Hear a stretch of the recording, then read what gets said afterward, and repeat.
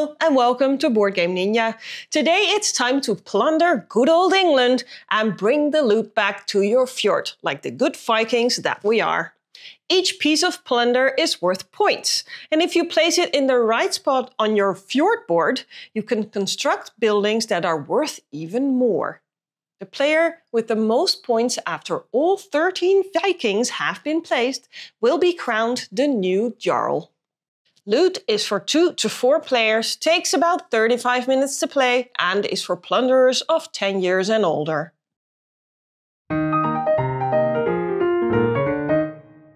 Take a number of landscape boards equal to the number of players and slot them together. Place 2 houses, 2 watchtowers and 3 castles on the corresponding spaces of each board. Then create a general supply of resources: wood, sheep, gold and axes. Place the trophy board along one edge and put the 5 trophies on it in ascending order. Place the ocean board on another side of the landscape. Put all longships into the bag and draw 5 of them to place face up on the ocean board. Each player chooses a color and takes the matching fjord board, Vikings and shields. Shuffle the construction sites for ports, altars and Jarl's palaces and give 1 of each to every player to place on their fjord. The player who lives furthest to the north starts the game. On your turn, start by placing 1 of your Vikings on the landscape board. Your Viking must be adjacent to a longship or to another Viking of any color. It cannot be placed on a space that's already occupied. Next, take the resource shown on the space where you placed your Viking and place it on an empty space in your fjord. You cannot move a resource once it is placed. Each resource scores points at the end of the game, but if you place them wisely, you can unlock longships or complete building sites to score even more. Each building site shows which resources are needed to complete it.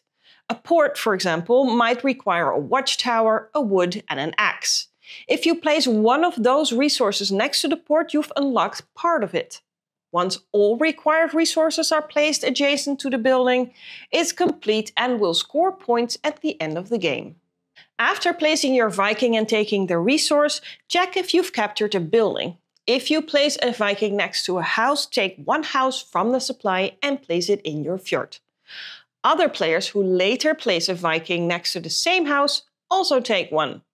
Watchtowers are claimed by creating a continuous chain of your own Vikings between 2 towers. Take 2 watchtowers from the supply, 1 for each tower that you connected.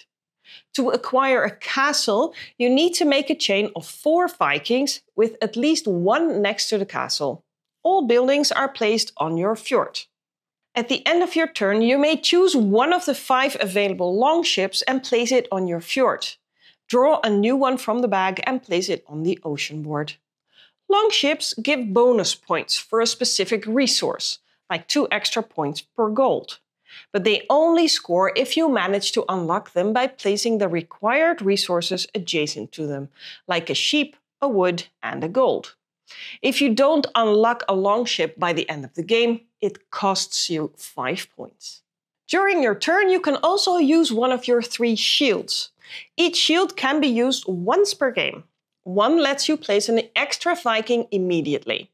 Another allows you to place a Viking on a space already occupied by another Viking. The third lets you take 2 resources from the field instead of 1. After use, flip the shield to indicate it's spent. These abilities are powerful and can really turn the tide in the game, so don't forget them. You can also claim a trophy at any point during the game if you meet the requirement. Each trophy corresponds to a different number of axes: 2, 3, 4, 5 or 6. There's only 1 of each, so once it's claimed, it's gone. You can claim only 1 trophy during the game, so it's all about timing. Wait too long and a rival Viking might beat you to it. When the last Viking has been placed, it's time to score. Start with the castles.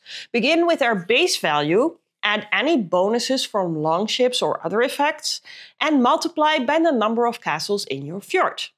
Do the same for watchtowers, houses, gold, sheep, and wood, always starting with their base value, adding bonuses if any, and then multiplying by how many of that resource you collected. Add the points from completed construction sites and from your trophy if you claimed one. Finally, subtract 5 points for every longship in your fjord that you did not unlock. The player with the most points becomes the new Jarl and wins the game.